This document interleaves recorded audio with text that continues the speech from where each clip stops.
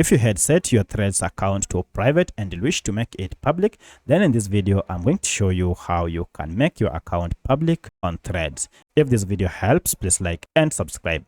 Now, the first thing to do is to go to your Threads account, then log in and head to your profile icon down below here.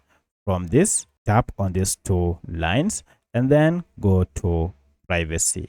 Under privacy, you should see we have the first option, private profile, and currently the status is that my account is private. With my account being private, it means unless someone is following me, will not be able to see my posts, as well as will not be able to interact with me.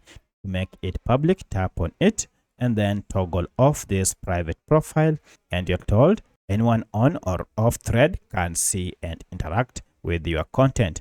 So to confirm this, tap on OK. And now if I go back, you can see my account is now public. So that's how you can make your Threads account public using your smartphone. If you have any other question, kindly let me know in the comment section. Otherwise, thanks for watching and let's meet in the next video.